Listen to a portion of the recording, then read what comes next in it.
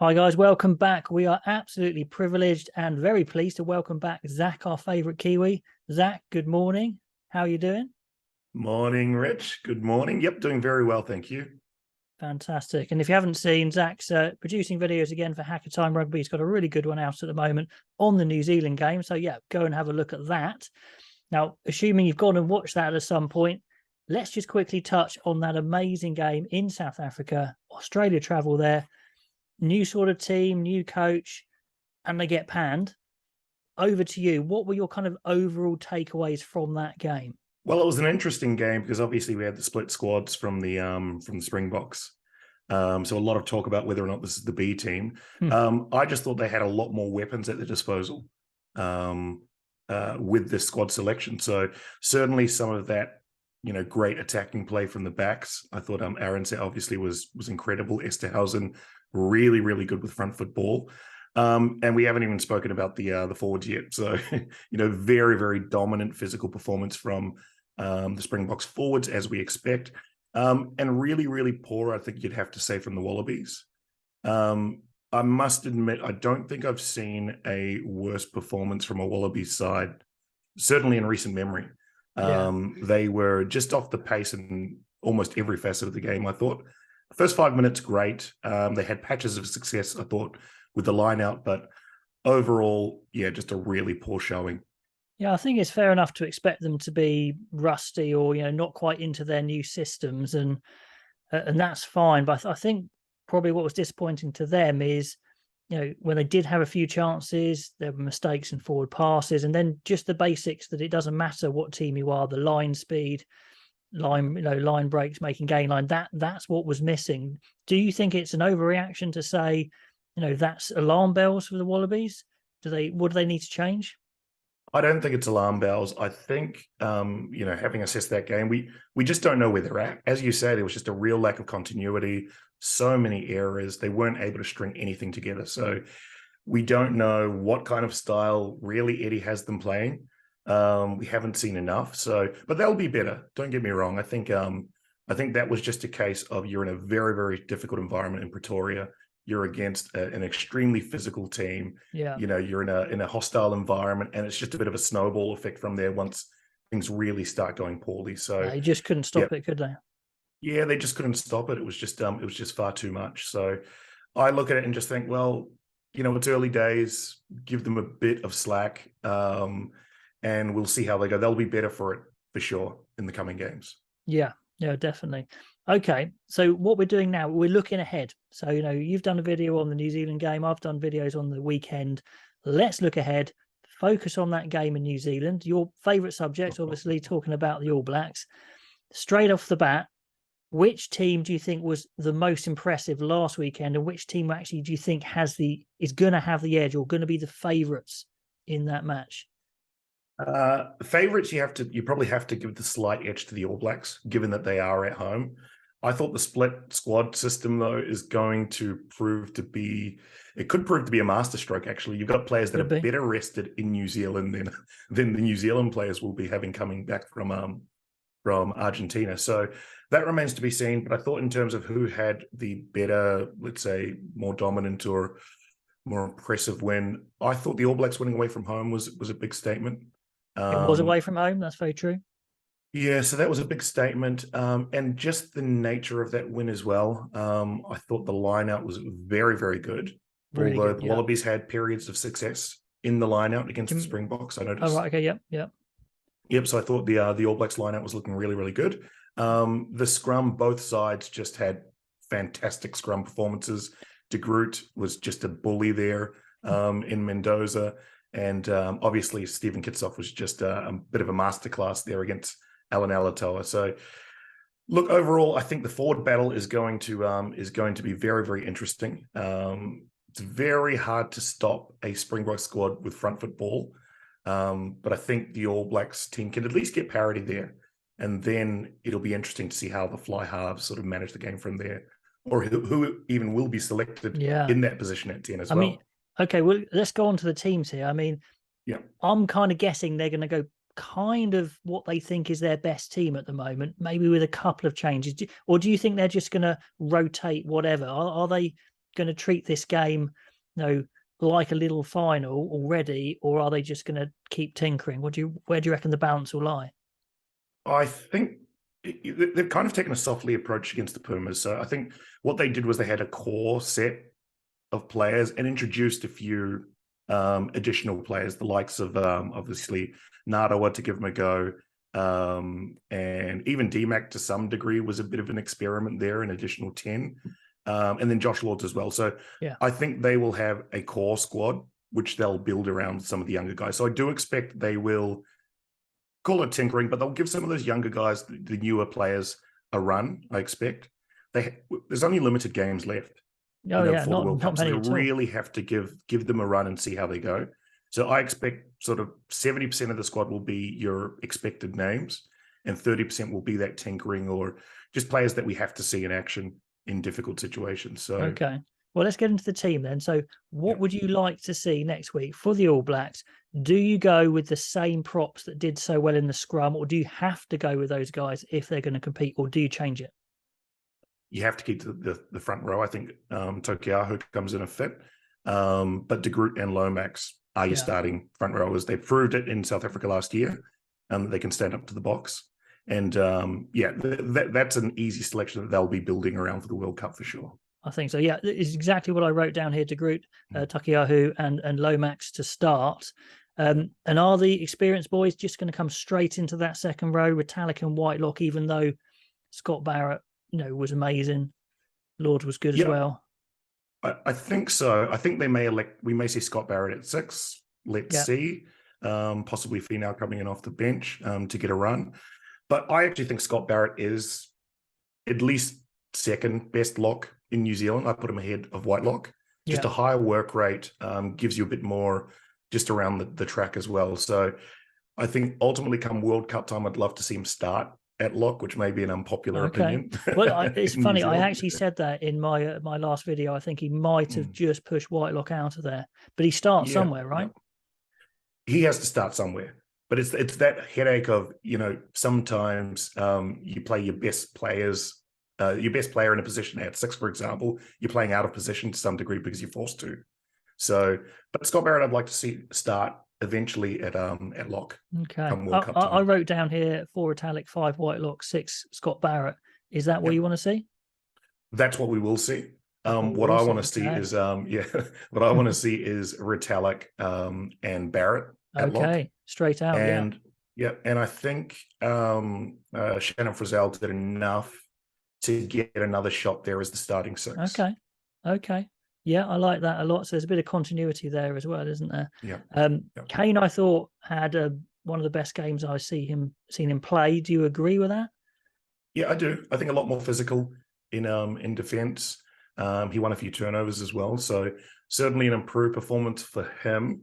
Go back to the Super Rugby final, though, giving away a yellow card. There's a few question marks still there at Sam Cane. He certainly had one of the better games over the weekend. So he's captain, so I guess he'd start certainly against South Africa. But do they change it up? Even though RD Surveyor had a good game, I guess they need to see Jacobson at some point. Does he suit playing South Africa? Could that actually be a little bit of a change we see in the team? Do you think that's worth going, or do you stick? I really like Luke Jacobson, so I think it is worth the start. And he's a lot more of a traditional 8. Yeah. I think so. He gives you a bit more size. He's very, very mobile, great with ball in hand as well. So I think, eventually the makeup of this loose trio is going to be interesting as we go to the World Cup. But to me, the best combination is Ardie Savea at 7, Luke Jacobson at 8, and then take your pick, Shannon Frizzell or Scott Barrett at 6. But I think what they'll do is they'll introduce a new name in the loose trio, probably Luke Jacobson. Yeah, that would be interesting. It'd be, he's the sort of team that they might start him against in the World Cup. So it would be a good experiment. And it's not like he's a risk, I don't think, too much either. Well, you can manage that risk as well. That's true. Ardie off the bench, which is a very unpopular Jeff Wilson opinion. Yeah, I saw that last week. But yeah, I do think you have to tinker a little bit with the loose forward trio. I don't think they've nailed that just yet, obviously. And Sam Cane being there at 7 as your captain really limits your options, unfortunately.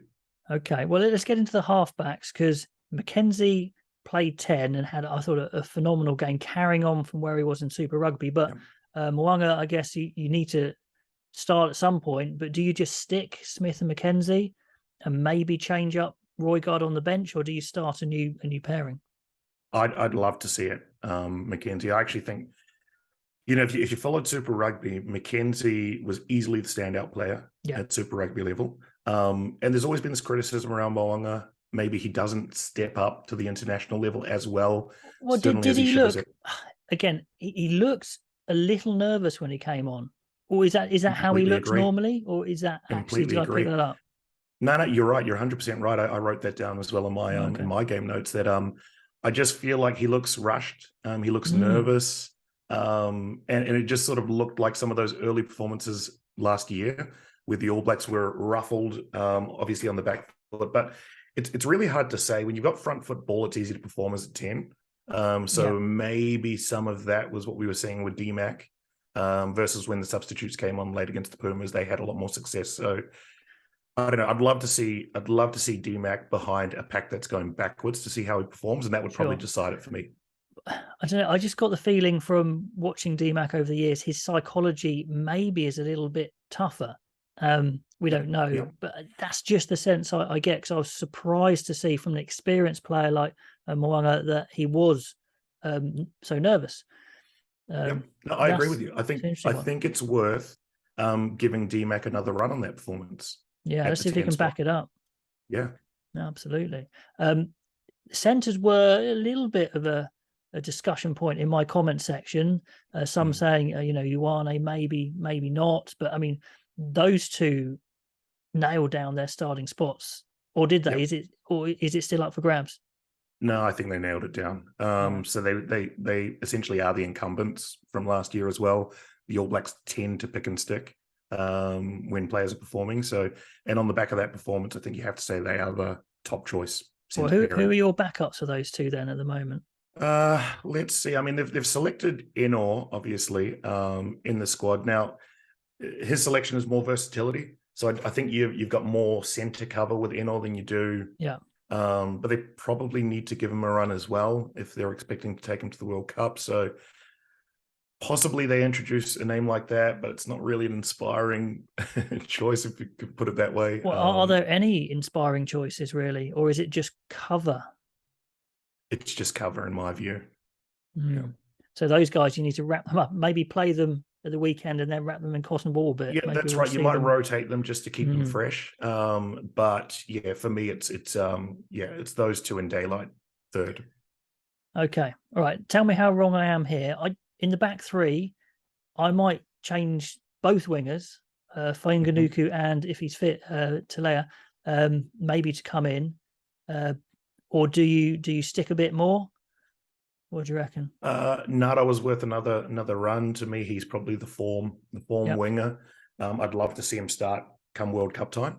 But they have to rotate. So I think you could see a Fainganuku and Mark Talea if he's fit.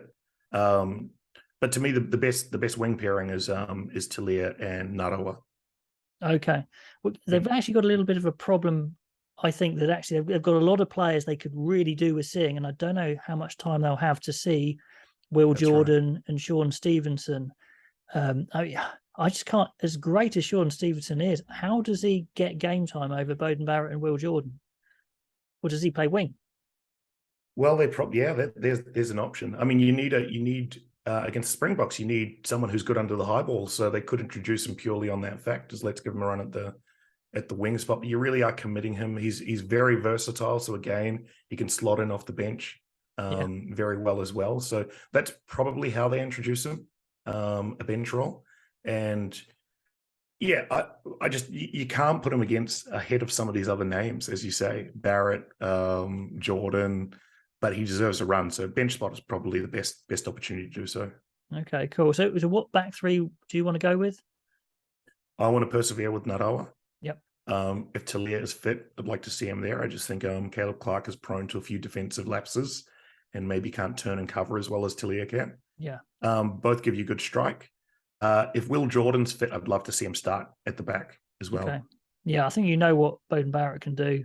Yeah, as good exactly. as he is. I'm not sure you need to start him again. You could. Yep, no, I agree. I mean, he's not going to let you down, obviously. It just depends on how much importance they put on winning this game versus testing out some of those other names. Yeah, I mean, my gut feeling is this is actually quite a big game to win, because it would set the stall out so much, and then you could experiment and chop and change around, and you kind of almost suck up any other results. So personally, I'd probably go for my strongest team with one or two little fiddles in it. But I mean, we're going to see. So, okay, that's the New Zealand team. Thank you very much. So if South Africa do a similar sort of approach, what team would you like to see from them if they're going to be really strong with a couple of little twists maybe? Yes, I think you're going to see, obviously, those players that travel to New Zealand will feature very prominently. So yeah, they're going to have to, aren't they?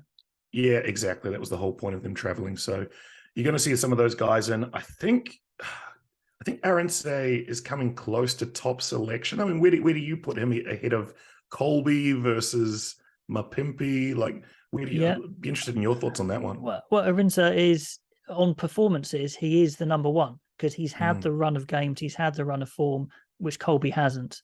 So yeah, at the moment he's number one. But they're going to give these guys, Mapimpi and Colby, a good go, aren't they, to let them get back to that standard? Yeah. Could this be the match they do that? But in the front row then, what would you do? Would you stick? Would you twist a bit? It's going to be interesting to see how they want to rotate their squad. I mean, there were some forced changes, obviously, with Oxenchair being unavailable. But yeah, Kitsoff to me is just the most dominant, one of the, or at least tactically, probably the best exponent at loose head there. So I'd love to see him get a run. I really want to see. I feel like the All Blacks are coming close to having, a very, very good front row, an extremely good front row. So I want to see that tested against the best Springboks front row. Absolutely, is really what I want to see. Tells you exactly where you're at, doesn't it? Yeah, exactly right. So you want to see Kitsoff and Malherbe again? Malherbe, yeah, I'd love to see Malherbe. Yeah, I think Thomas du Toit's close to a start, but they might not do it this game. And Hooker, Marks straight in? Yep, straight in. Malcolm Marks. Yeah, that's their best front row, I think, by quite a long way. And we'll see what this scrummaging unit's like, won't we? That would be just an exciting matchup if you had Kitsoff, Marks, and Malherbe up against De Groot, Takeaho, and Lomax. I mean, it sounds a bit defeatist, but to you, would parity be a good result in the scrum? Yes, it would be a good result in the scrum, but I think the All Blacks will be eyeing, let's try and get more than parity in this one. Okay, so we'll be watching these young guys. Yeah, well, that's right. These young guys prove that they can go to South Africa and play well and win well. So I think you've just got a confident young front row in New Zealand, really confident. And as I say, when I contrast the Kitsoff performance versus the De Groot performance, I thought Kitsoff was just a technical masterclass. I thought De Groot was a bully against the Pumas. Yeah. Okay, well, into the second row, I mean, the South Africans played Klein and Ori, who were fantastic, but they've got Etzebeth, Yaga and Mopsat over there right now. Yeah. So is it just a straight swap those guys out and put the guys that they're in? Yeah, I think those three come in. Obviously, Etzebeth and you'd probably go Mostert off the bench. I'd love to see RG Snyman get another run there as part of the bomb squad. Starting to get that feeling of the 2019 bomb squad back again. Mostert and Snyman on the bench. I think that's a really good call. Yeah. So Etzebeth the Yaga to start. So that is their best front five. If that starts, that would be cool. So still no Khaleesi. Do you change it up, or do you stick with Van Staden, who was really good, even better than I thought, actually? Yeah, I agree. I thought he went better than I was expecting. So I think he deserves another run. Dwayne Vermeulen, obviously, there at number 8. And do you stick with Vermeulen? Or do you not put Vita in? Well, he is their first choice, I think, from last year. I'd like to see Dwayne Vermeulen get another run, but Yeah. I think you're right. I think Jesper Wiese probably gets a run there. Yeah, I think one thing that actually really impressed me with Vermeulen, we know he's big and strong and that, but his fitness looked really good, and his speed. Yep, no, agree. Especially for his age. So you'd go Van Staden, Peter Steph Toy, and Vermeulen again. Yep. Oh, That's, jeez. that's That pack. yeah. Holy, yeah, insert word there. Wow. Yeah, So if the yeah. All Blacks can do well against them, they can do well against anyone up front. So that is the test. I agree. And look, the breakdown is just going to be an almighty contest. And obviously the set piece as well. So, but if you look at those two, if you contrast those two packs, I'd probably give the edge to the Springboks. Yeah, I think you would, absolutely, on paper. Yeah, what a contest. So in the backs, we saw some new combinations there. Reinach and then Grant Williams off the bench. And Grant Williams just wowed me, essentially, off the bench. I thought he was amazing. But where do you see the starting there? Do you go... I could see running Williams again off the bench. I thought that is a real option for them. Yeah, he was great. Just gave some real energy. And again, these headaches of you've got amazing players there. You need to rotate your team to see how players go. I think he's one that deserves another go for sure. Yeah. At 10, I don't know if is Pollard going to be fit. Have you heard anything? I don't think it's available for this one. No, I think they were saying that after the Rugby Championship, he'll be available. So, Manie Libbok, what did you think of his performance? Yeah, really good. I liked his energy, his enthusiasm. I think the whole side grew in confidence. And that's what I like. I like a guy who just absolutely goes for it. He broke when he needed to. He passed when he needed to. He didn't have the blinkers on. They'd had LaRue at the back who was helping him out with the kicking and the passing, which was just perfect. So if Libbok starts again, I'm guessing they're just going to start LaRue again, even though they could play Willemse or Colby at the back. Would you stick with those two? Yeah, it's going to be interesting. I think you do have to give Manie Libbok another go. I just feel like if you're forced into major changes and you want to see how he performs under pressure. One thing I would say about his performance, you touched on it, but I did think Willie LaRue shouldered some of that game management, tactical kicking. Yeah. There's going to be nowhere to hide in New Zealand, so we're going to have to see him perform at that level as well. I mean, it's great to have an asset like Willie LaRue at the back, but he's going to be put under pressure. Manie Libbok will be put under pressure, and he'll be forced to manage this game if they want to have a positive result. Yeah, no, it could be good. Even though Pollard's out, it could actually end up being a positive if he comes through it. Yep, that's right. In the comments, they were talking. My subscribers are talking about not too many options in the centres, but the big positive is Esterhuizen had his best game for South Africa by miles. But you've got De Allende, you've got Am, of course, and Creel. What mix would you go for against the All Blacks? Oh, I want to see Esterhuizen again. He was incredible. Up there in terms of destructive ball running with someone like Samu Kerevi when he's on form. So I'd love to see him get another go. But I mean, Damien de Allende is there in New Zealand, I believe. So they'll probably start him. Lucanio Arm versus Jesse Creel. I think Jesse Creel, did he travel as well? Possibly he traveled as well. Yeah, so I think he did. Yeah, but I don't know. Obviously de Allende and Arm, probably your first choice right now. Yeah. They have spoken about giving Jesse Creel a go, which I know a lot of Springbok supporters will not be happy with. So if I was selecting the team, it would be de Allende and Arm. Okay. But we may see Jesse Creel get a run. Yeah, and the other comments I've been having is maybe it's worth having Willemse have a crack in the centres as well at some point, if you want a ball-playing centre as well. Because Arm he's so versatile. Yeah, it's incredible. Yeah, I don't think Arm's quite where he has been in the past, so I don't think he's irreplaceable. But yeah, I think you're right. Play De Allende and Arm, see how they go. They've done it before. What a luxury to have. And then the wing, and then the back three quickly to finish on. What would you go for? The back three. So it depends. Libbok gets a run, as you mentioned, then probably go Willie LaRue again at the back. In terms of your wingers, it's going to be interesting. Colby and Arendse would be an interesting combo. Mapimpi won't let you down. Better, really, really good defensively. But I just think in terms of strike, pure strike, having those two on your wings, would just be incredible. Yeah, I mean, it was decent with Moody on one wing and Arendse on the other wing, but Colby and Arendse, that's probably a different level, isn't it? Yeah, I think so. That's it's about as good as strike weapons get, I think. Absolutely. Yeah, and Libbok was spreading the ball so nicely. If they can get the ball in their hands as much as they did against Australia, then you're going to really test those All Blacks out wide. That's a good point, actually. They were really playing with width, it felt. They were able to expose the wings, Vunivalu's wing in particular, over the weekend. So that distribution, that ball playing and spreading it out to the wing, the width of the field was really, really good for the Springboks. Okay, awesome. And then you leave Leroux at fullback? Yeah, I would. Yeah. Wow. Okay, so those are the two lineups. If those lineups went at each other, that is easily, the pick of the weekend.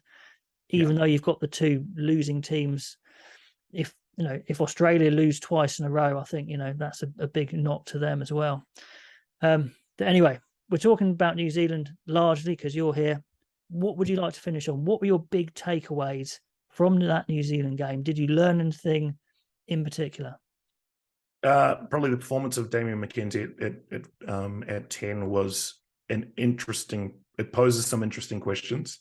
I think if he starts to if he gets another couple of good opportunities, difficult games, and performs, I think the conversation starts to turn. Maybe he is your starting 10 come World Cup time. That's a huge change, isn't it? That's a massive change because they've persevered with Mo'unga for so long. But as you say, he just looks a bit more settled, a lot less rushed, and just seems to have more time. He's very, very dangerous on the counter attack as well. So that's going to be an interesting one to watch. Okay. Yeah, I think if you're the opposition, you would just be a little bit more on edge with McKenzie there, I think. I agree. Okay. So that's the big one to watch. Can McKenzie come through, play a couple of games consistently and take that number one spot? Okay. Zach, thank you so much. Can't wait for that game at the weekend. Put all the comments below. How do you think the game's going to go? Get over to Zach's channel, Hacker Time. Check out his stuff as well. That'd be awesome. And we'll catch you next time.